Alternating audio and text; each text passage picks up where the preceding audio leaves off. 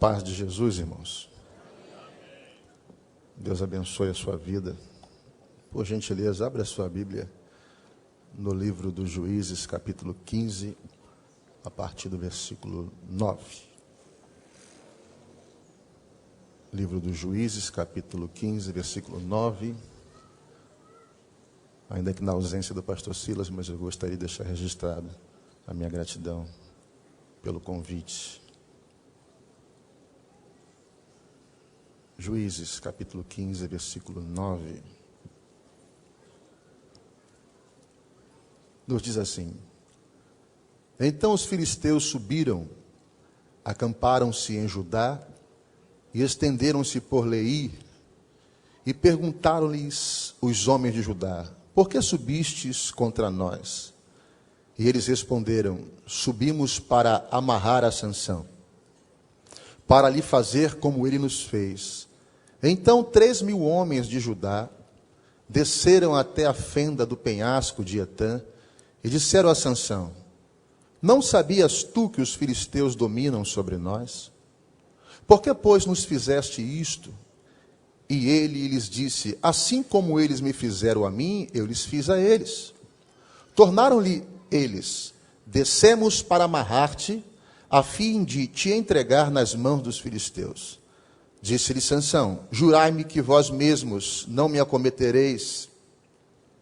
Eles lhe responderam: Não te mataremos, mas apenas te amarraremos e te entregaremos nas mãos deles. E amarrando-o com 2 cordas novas, tiraram-no do penhasco. Quando ele chegou a Leí, os filisteus lhe saíram ao encontro jubilando. Então o Espírito do Senhor se apossou dele, e as cordas que lhe ligavam os braços se tornaram como fios de linho que estão queimados do fogo, e as suas amarraduras se desfizeram das suas mãos. E achou uma queixada fresca de jumento, e estendendo a mão tomou-a, e com ela matou 1.000 homens. Disse Sansão: Com a queixada de um jumento montões e mais montões. Sim, com a queixada de um jumento matei 1.000 homens. E acabando ele de falar, lançou da sua mão a queixada e chamou-se aquele lugar Ramate-Leí.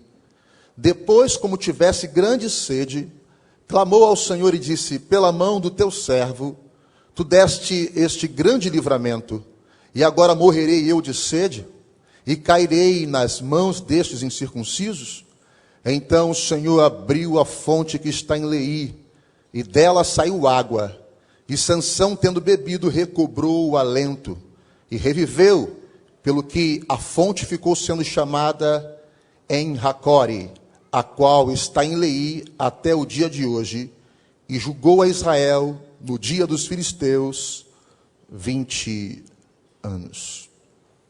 Queridos, eu quero falar um pouquinho aqui sobre Sansão, essa personagem tão conhecida. Livros foram escritos ao seu respeito, filmes falam e contam a história de Sansão. Qualquer criança de departamento infantil, seja evangélico, católico ou professe um outro credo religioso, já ouviu falar em Sansão. Mas eu não quero falar de Sansão aqui sobre Dalila, vinculando a história com Dalila. Não quero falar de Sansão aqui como aquele que errou, ou Sansão aquele que foi desobediente. Não. Eu quero falar um pouco aqui sobre o herói Sansão. Eu quero falar sobre o 12º juiz de Israel. Ele foi não só um juiz em Israel, mas Sansão, ele também foi nazireu de Deus. Ou seja, ele foi separado, escolhido desde o ventre da sua mãe.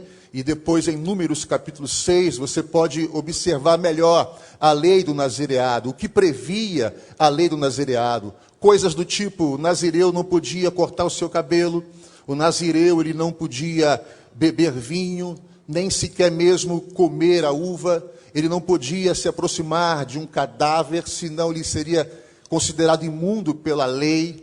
Nem se fosse o seu pai ou a sua mãe, o irmão seu, ele poderia se aproximar de um defunto. Ele era nazireu, separado, ele era santo ao Senhor. Uma outra característica de Sansão é que o seu nascimento foi por intervenção divina. Haja vista que sua mãe era estéril, obviamente não podia dar luz a filhos. Então o nascimento dele foi por intervenção divina. E o seu nascimento foi por anunciação divina também, porque um anjo aparece à sua mãe e aparece ao seu pai Manoá, falando sobre Sansão, e que ele seria grande, e que ele livraria Israel da mão dos filisteus. Sansão, queridos, a despeito de suas falhas ou erros, se você observar em Hebreus capítulo 11, ele consta na galeria dos heróis da fé, junto com Abraão, junto com Moisés, junto com Samuel, e tantos outros grandes heróis da fé. Sansão foi um homem de feitos incríveis. Você vai ver Sansão levantando os portões de Gaza. Alguns teólogos acreditam que aqueles portões tinham cerca de 8 toneladas, tomado pelo Espírito Santo. A Bíblia diz no capítulo 13 que quando o Espírito Santo, o Espírito de Deus, se apossava de Sansão, o impelia, o levava para o campo de Dan, porque lugar de homem cheio do Espírito Santo realmente é no campo.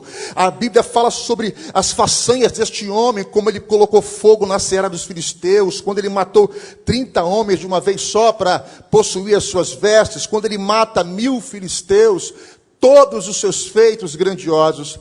Mas uma coisa que me chama a atenção em Sansão, e a primeira coisa que eu gostaria de compartilhar contigo esta noite, é que Sansão, ele era um herói solitário. Em todos esses episódios que eu acabei de falar para você, você nunca vai ver Sansão acompanhado. Em Soreque, em Timiná, em Gate, quando mata 1000 homens, quando mata 30 homens. Você nunca vai ver Sansão acompanhado, você nunca vai ver Sansão com um amigo. Se você olhar para a vida de Paulo, você vai ver um Timóteo. Se você olhar para a vida de um Abraão, você vai ver Melquisedeque, você vai ver Ló.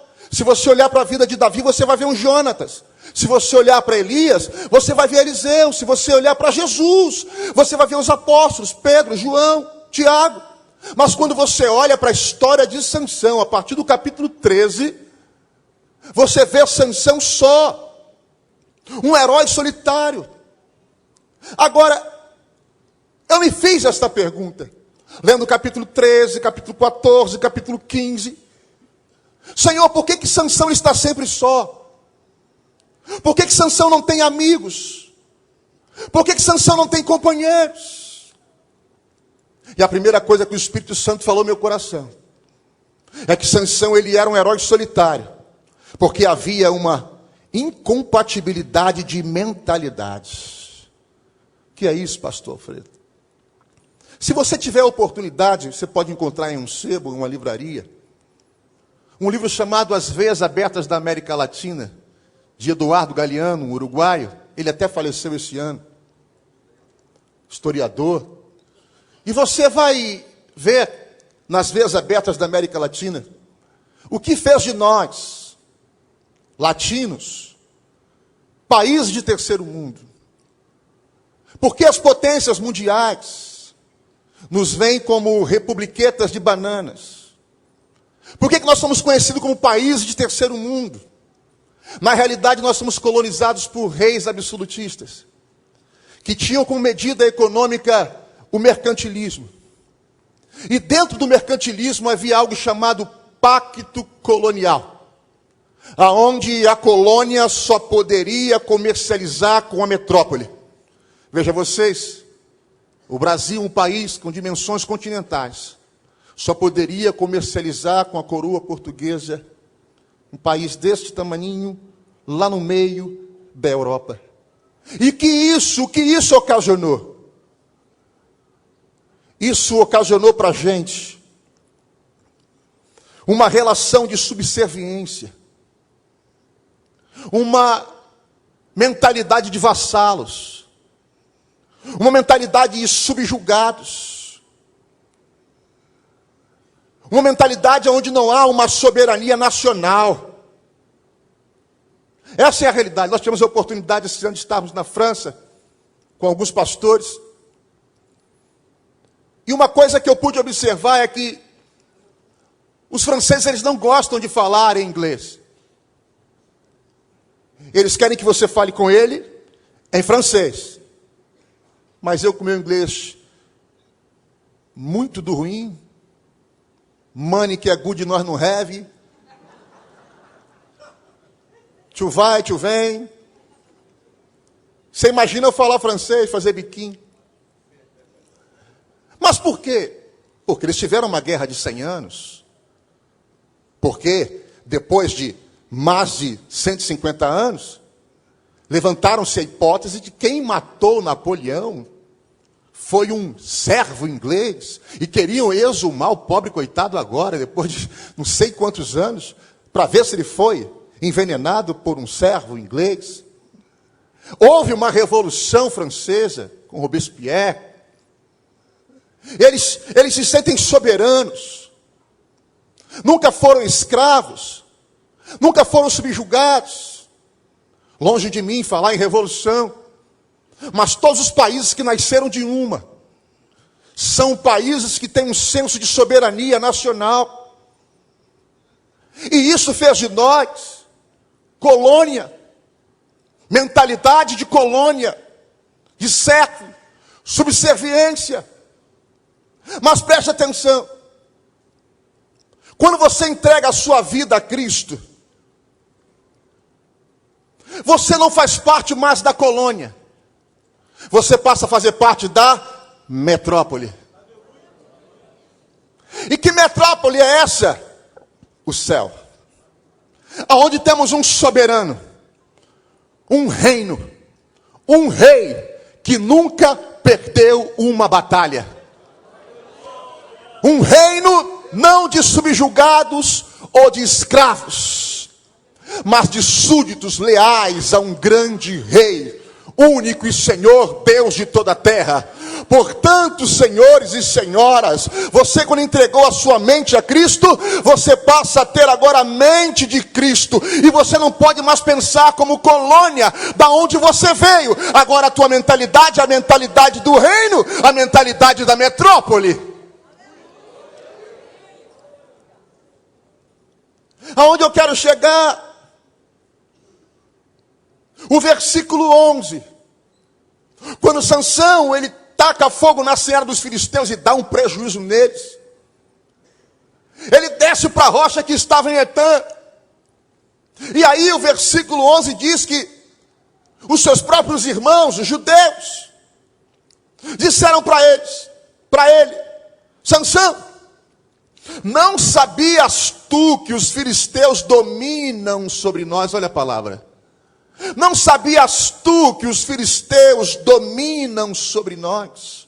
Dominavam sobre eles. Sansão se achava um homem livre. Agora você entende por que ele era um herói solitário? A incompatibilidade de mentalidade. Irmãos, às vezes é difícil a pessoa acompanhar o teu raciocínio. Você pertence a essa igreja, a DEVEC, Vitória em Cristo. Você tem visto os projetos da nossa igreja, tudo aquilo que o nosso pastor tem falado, a visão da nossa igreja, aonde Deus vai nos levar. A tua mente precisa acompanhar isso. Você precisa estar junto disso, porque a tua mentalidade não é uma mentalidade escrava de colônia. A tua mentalidade é a mentalidade do reino. Então você precisa viver a visão do reino. Eles disseram para Sansão, você fez uma loucura, cara. Você não sabia que esses caras dominam sobre nós? E aí deixa eu falar uma coisa para você, não sei se você reparou o versículo 11. Mas o versículo 11 diz que eles eram 3.000 homens. Um exército.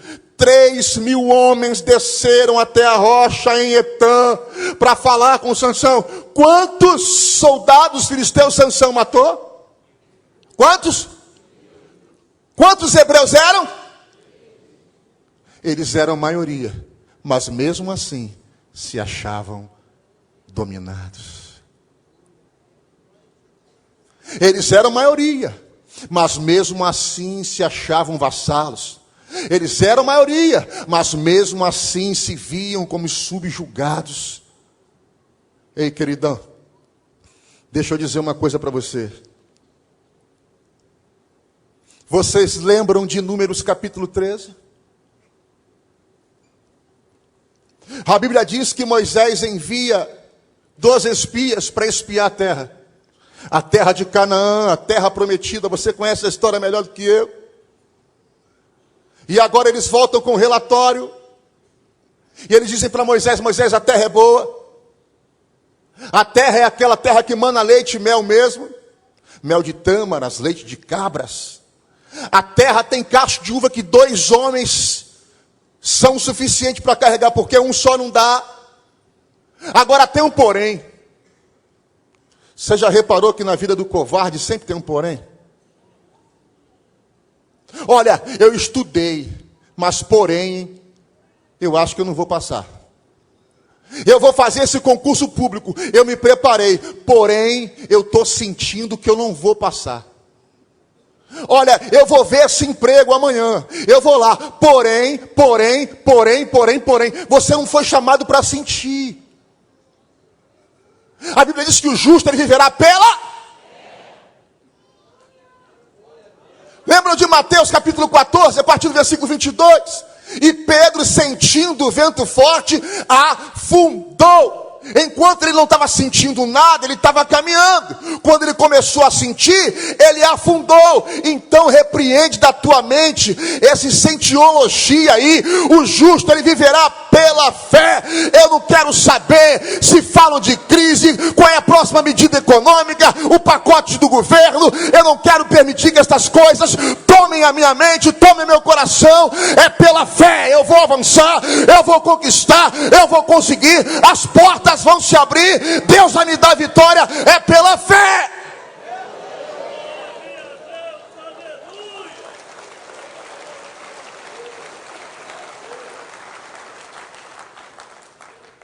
Se você for reparar o texto de Números capítulo 13, você vai ver que Moisés, ele pega 12 príncipes, um príncipe de cada tribo, mas olha o que eles dizem. Porém lá tem os gigantes, os filhos de Anak, e nós olhando para eles, somos como que gafanhotos, aos nossos olhos e aos olhos deles. Eles eram príncipes e se tornarem de príncipes, se tornaram gafanhotos, por causa da mentalidade. Você é príncipe, rapaz. Não deixe nada mudar a tua mente. Você sabe o que é atitude? Atitude é o produto final da tua crença. Você só toma atitudes baseado naquilo que você acredita. Então abra a sua mente. Você vai chegar lá, vai acontecer. Tenha fé, Deus é contigo. Eles perguntam para Sansão: por que pois nos fizeste isto? Sansão responde: ué, assim como eles me fizeram a mim, eu lhes fiz a eles. Olha que diferença de mentalidade, irmãos. Sansão está dizendo: se eles chamassem-me para conversar, eu teria conversado. Se eles quisessem dialogar, eu tinha dialogado. Mas eles fizeram isso para mim, eu fiz isso para eles. Sabe o que eu aprendo com Sansão aqui? Uma coisa interessante. Nós cristãos não somos extraterrestres. Nós vivemos no planeta Terra. Você paga imposto, paga tributo, paga taxa. Então você é cidadão como qualquer outro cidadão. Você não pode se achar inferior a ninguém pelo simples fato de você ser evangélico ou não. O que vão pensar, o que vão falar, conversa fiada. No teu direito, na tua razão, você vai até onde você quiser chegar, porque você está na sua razão. É o que eu vejo aqui em Sansão. Eles fizeram isso comigo, eu fiz isso para eles. Direitos. Agora preste atenção nisso, querido. Olha o que os próprios hebreus disseram para Sansão no versículo 12. E disseram-lhe: descemos para te amarrar, para te entregar na mão dos filisteus. Irmãos, até aqui você não vê o exército filisteu. Até aqui você vê os hebreus e Sansão. Eles disseram: nós viemos aqui para te amarrar, para te entregar na mão dos filisteus. Irmãos, os filisteus não chegaram de fuzil, sig-sal, R-15, jogando gás lacrimogêneo. Sansão, sai com a mão na cabeça. Perdeu, Sansão, perdeu. Não foi isso. Não foi isso. O inimigo não teve trabalho algum. Quem amarrou a Sansão e entregou na mão dos filisteus foram os seus próprios irmãos. Foram seus próprios compatriotas que amarraram e entregaram na mão dos filisteus. Você sabia que tem muita gente, muito irmão fazendo o trabalho sujo do inimigo? O diabo não precisa nem fazer nada. Ele não precisa nem trabalhar. Quando um capeta vai, o diabo diz: não vai não. Tem um lá que já está do nosso lado, já está atribulado, desviado, fala o que não presta, faz o que não presta, e ele mesmo vai perturbar a vida de um crente lá, para tirar ele do caminho, para amarrar ele. Pastor, quando é que amarra outro irmão? Eu vou te explicar. Quando você fala mal do irmão, quando você faz fofoca do irmão, quando você fala da família dele, do filho dele, quando você fala do ministério dele, quando você critica ele, você está amarrando o teu irmão. Deixa eu falar uma coisa para você aqui, meu queridão, que entrou hoje aqui. Quem sabe você está aqui hoje, veio para esse culto, só Deus sabe.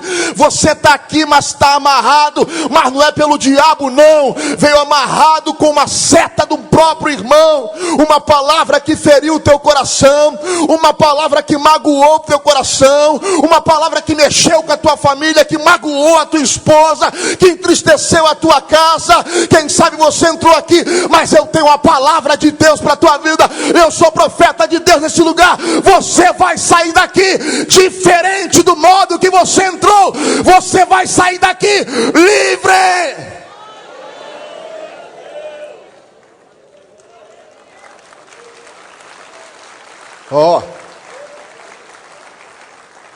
Versículo 14. E vindo ele a Leí, os filisteus lhe saíram ao encontro jubilando. Ai, não acreditamos, Sansão está amarrado, vindo amarrado para a gente. Ai, não precisamos fazer nada. Ai, ele já está amarradinho, só falta uma fita de presente. O texto diz que os filisteus se alegraram, se jubilaram, quando viram os irmãos trazendo Sansão amarrado. Sabe quem é que fica alegre quando o irmão amarra o outro? O inimigo. É o diabo que fica feliz. É o inimigo que fica feliz quando o irmão amarra o irmão. Mas deixa eu te falar uma coisa. Presta atenção nisso. Isso é profético para a sua vida. Se você quer receber, faça assim.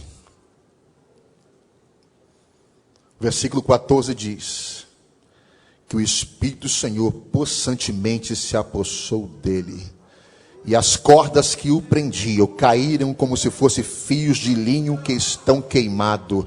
A alegria desse teu inimigo vai durar pouco.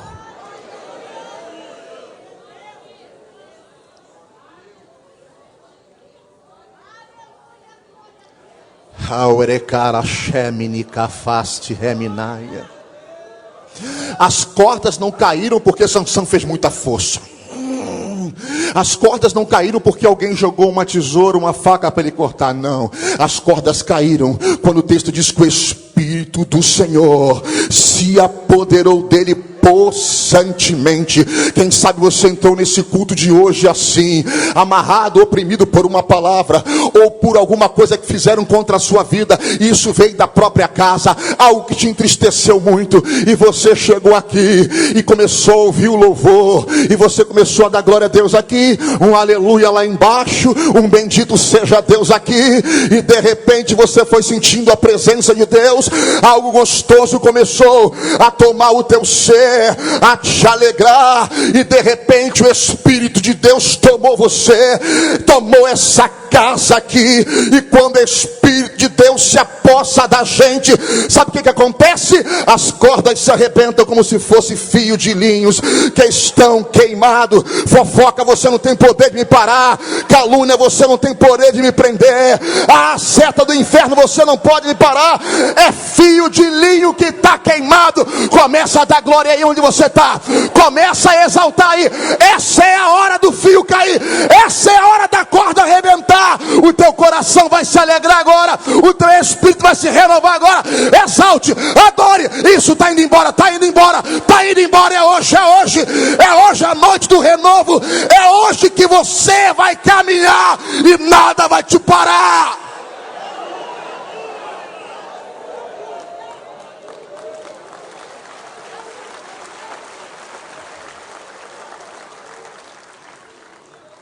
Isso é bobagem. Quando a gente está vazio, não ora, essas coisas têm efeito, oprime a gente. Mas quando você está em oração cheio de Deus, você é filho de link que está queimado, e fala, é mesmo, tá. Aleluia. As cordas caíram. As cordas caíram, sim ou não? Mas tinha 1000 homens cercando ele. Às vezes assim na nossa vida, né? As cordas se arrebentam, é só escape e livramento, mas a prova não acabou. Quem sabe você está aqui hoje assim. Você está sentindo um livramento de Deus, um escape, cordas que te amarravam, isso saiu da sua vida. Mas o problema não acabou. E aí, o que eu vejo nisso aqui? A Bíblia diz, irmãos, no versículo 15, que quando 1000 homens o cercavam, ele achou. É o que o texto diz, não é o que eu estou falando. Ele achou uma queixada de jumento. Só acha quem? Ele achou. Eu tenho uma palavra de Deus para a sua vida. Você está se sentindo cercado. Você está vivendo uma batalha. Eu não sei o que te cerca. Se são dívidas, enfermidade. Eu não sei o que te cerca, o que te ronda. Pode ser o desemprego, um homem violento. Eu não sei o que te cerca. O texto diz que ele achou uma queixada de jumento. Então recebe aí, porque eu estou com meus lábios queimando para liberar uma palavra para a tua vida. Você vai achar a solução. Você vai achar a solução. Deus vai abrir os teus olhos e você vai encontrar a solução para esse problema. Eu não sei se é hoje, eu não sei se é amanhã ou depois da manhã, pode ser até antes da virada do dia 31. Eu não sei como Deus vai fazer, mas Ele vai abrir os teus olhos e você vai encontrar a solução para esse problema. E estes incircuncisos filisteus vão cair por terra e o nome do Senhor vai ser glorificado na sua vida. Fique em paz, Deus vai te dar a solução.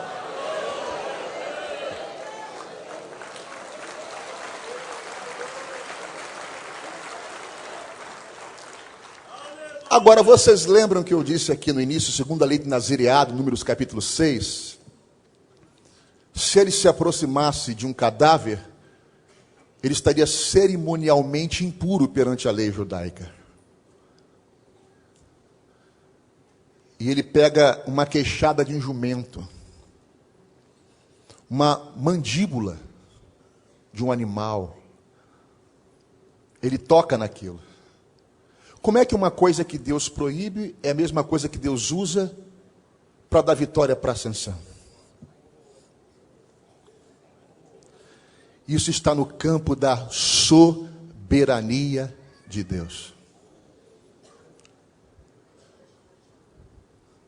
Uma vez Jesus foi questionado pelos fariseus sobre curar alguém no sábado. Jesus disse: vocês não leram o que fez Davi quando teve fome? Que comeu dos pães da proposição, que só os sacerdotes era permitido. Davi comeu, morreu? Não. Deus fez o quê? Uma exceção. Você vai dar glória a Deus agora. Sabe o que Deus vai fazer na vida de muitas pessoas aqui? Deus vai abrir exceções. Não diagnosticaram a cura ainda para esse problema. Ele vai abrir uma exceção. Esse lugar nunca encheu antes, que é minha flost, é minha, por conta disso, por conta daquilo, porque a rua é assim, por causa de era canto reminar. Deus vai abrir uma exceção para aquela Sheme, pastor, mas ninguém é promovido naquela empresa há muitos anos, não me interessa. Deus vai abrir uma exceção para você, pastor, mas eu peço a minha transferência há 30 anos e nunca saiu, não saiu para ninguém, mas Deus vai abrir uma exceção para você. Ele vai fazer.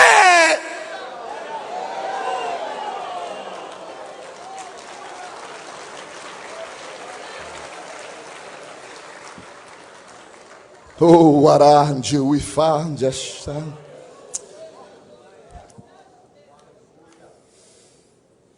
Agora eu vou te mostrar em poucos minutos o que é o ser humano. O que é eu, o que é você? Which é me casti anjorefasi. Versículo 18. Quando ele mata 1000 soldados filisteus. O versículo 18, ele fala para Deus: morrerei eu de sede agora? Parece brincadeira, né, irmãos? O camarada destrói, mata 1000 homens e acha que vai morrer de sede.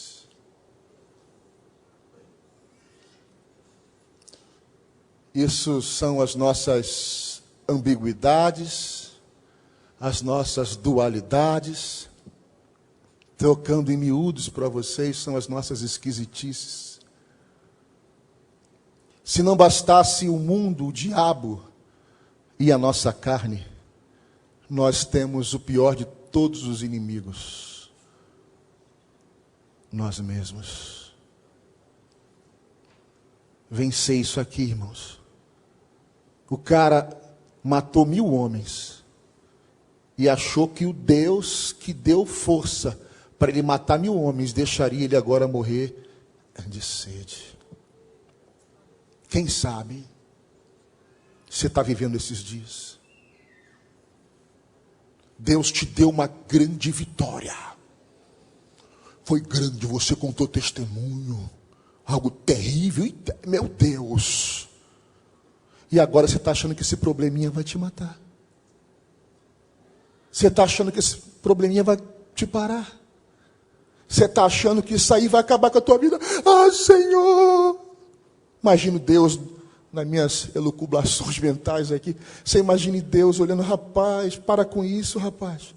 Há pouco eu te dei vitória sobre 1000 homens, tu está achando que vai morrer de sede? O Espírito Santo está falando com gente aqui hoje, meu irmão. Tu esqueceu do que Deus já fez? Tu esqueceu de onde Ele te tirou? Tu esqueceu daquele homem violento que disse que ia te matar, e agora onde ele está e onde você está? Você se esqueceu daquele diagnóstico médico e ele te curou? Tu se esqueceu das maravilhas que ele fez na sua vida? E tu tá achando que esse probleminha de nada vai acabar com a tua vida, vai te matar. Ah, Senhor isso, ah, Senhor aquilo. Ei, meu querido, levanta a tua cabeça hoje, enche o teu pulmão de ar e dá o melhor glória a Deus e aleluia que você tem, porque o Deus que te deu livramento ontem é o Deus que te dá livramento hoje, é o Deus que te dá livramento amanhã. Ele é Deus de perto, Ele é Deus de longe, Ele é Deus dos montes, Ele é Deus dos vales, Ele é Deus na tua vida. Você está na palma da mão dEle, Ele tem cuidado de você. Isaías 43, ainda antes que houvesse dia eu sou, e não há quem possa escapar das minhas mãos. Operando eu, quem impedirá?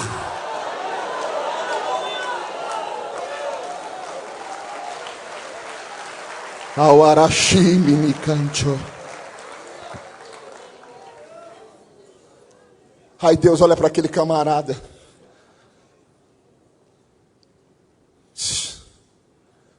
Tá bom, Sansão. O texto diz que Deus tocou na rocha e fendeu a caverna que estava em Leí. Preste atenção nisso. Não é eu, o texto diz que Deus tocou na fenda e a água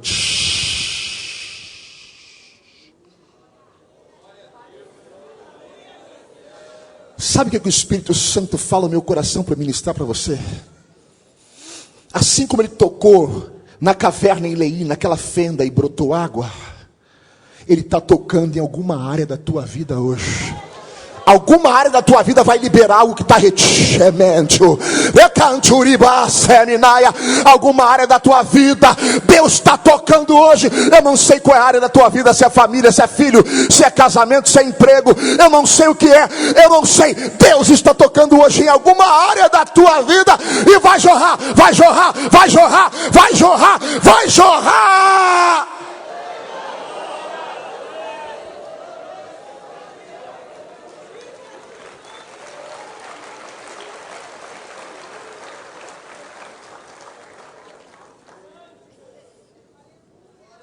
Agora, a água já estava sob aquela superfície.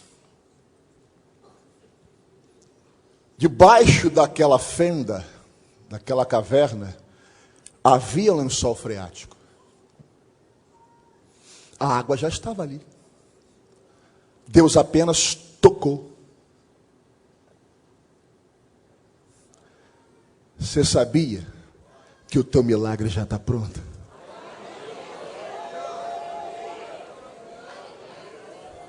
Você não está vendo ainda, mas ele já existe. Tem alguma coisa que está encobrindo, que você não está vendo. Deus vai tocar nessa cavidade, vai abrir e vai trazer a existência no mundo espiritual.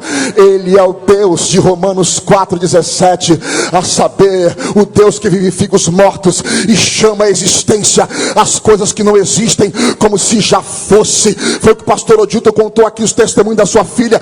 Deus chamou a existência aquilo que não existia. Deus está trazendo a existência hoje coisas que não existem. Deus está trazendo a existência carro do mundo espiritual. Deus chama, vai recebendo aí do mundo espiritual. Deus chama, vem carro, vem casa, vem cura, vem salvação. Já está pronto, já está pronto. Ele está fazendo aparecer, ele está trazendo o mundo espiritual para se materializar para a tua vida. Dá um pulo, pega, agarra e leva para casa hoje.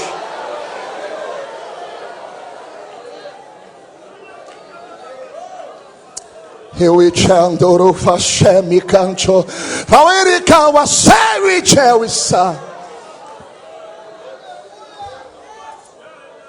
talaweri uchomi.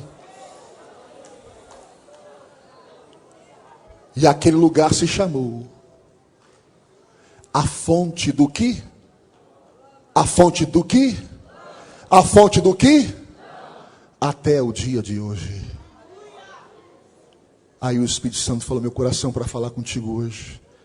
Diga para a minha igreja que lá hoje tem uma fonte para aquele que clamar. Você pode ficar de pé comigo 2 minutos?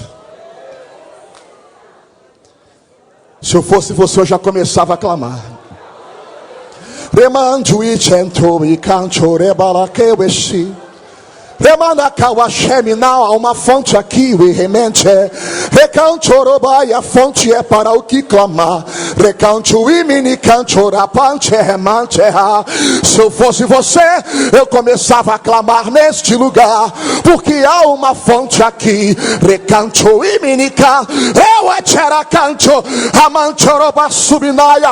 Há uma fonte aqui no mundo espiritual. Deus abriu um canal entre o céu e a terra, e ele estabeleceu uma fonte, e ele diz: diga ao meu povo para clamar, clamar, clamar. Comece a clamar, comece a clamar. Não pare, não pare, não pare. É agora, é a hora do teu milagre. Não pare, não pare, não. Por que você está parando? Não para. Clama, clama, clama, clama, clama. O que você quer, pede a ele agora. O que você deseja, fala com ele agora. É cura, é libertação. O que você precisa é uma porta. Comece a clamar. Há uma fonte aqui para o que clamar. Eu quero ouvir a voz de clamor aqui. Show me canto e mini ranjoroba subi caia minha. Araqueu e cheminancho rabassi. Comece, clama, clama. Não para, não, não para, não para. Pensa que você está morrendo de sede igual Sansão. Eu vou morrer. Se tu não me der, eu vou morrer. Se tu não me der, eu vou morrer. Diga para ele, diga para ele. Fala com ele, é agora. O momento é agora, não é na tua casa. É agora. A palavra que eu tenho é para agora. O que Deus mandou falar é agora. Então não pare de clamar. O metiu e canchore banjo e santi, awara canchori basui, ela canchore biasce, ere cantoro basui, era caueche, ela da chore basui, remanchuri banjo a cauache, reaeche, ela canchora, ananda sui chominanchore bandara caia. A fonte está jorrando, está jorrando, está jorrando, está jorrando, está jorrando. É nesse lugar há uma fonte para o que clamar. É rich ante.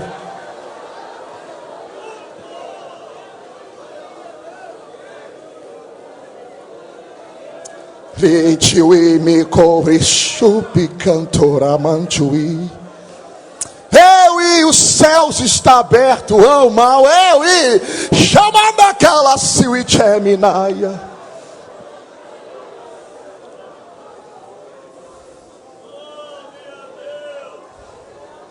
Aleluia, aleluia, Jesus, aleluia, Jesus.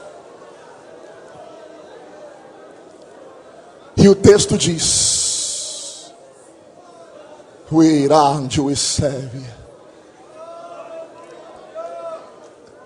Aquele homem que foi amarrado pelos irmãos não morreu na mão desses irmãos. Aquele homem que parou na mão de 1000 soldados inimigos não morreu na mão deles. Aquele valente que pensou que ia morrer de sede, Deus fez um milagre. E o melhor vai vir agora. Depois que a rocha é aberta, depois que ele sacia a sua sede, diz o texto: e julgou Sansão a Israel por mais 20 anos. Ei, ei, ei, ei! Você pensou que a tua história ia parar aqui? Você pensou que a tua história ia acabar desse jeito? Se fosse assim, não tinha graça. Deus escreveu uma linda, uma bela história para a sua família, para o teu casamento, para o teu futuro. A tua vida está nas mãos de Deus. E Sansão, depois disto, ainda julgou a Israel por mais 20 anos. Tem muita terra para você pisar, tem muito milagre para você ver, tem muita coisa para se conquistar, tem muito lugar para ir, tem muito testemunho para contar. Ei, a tua história não vai terminar assim. Vem um novo tempo, vem dias, melhores dias virão. Algo novo de Deus vai acontecer. Assim seja sobre a sua vida, em nome de Jesus.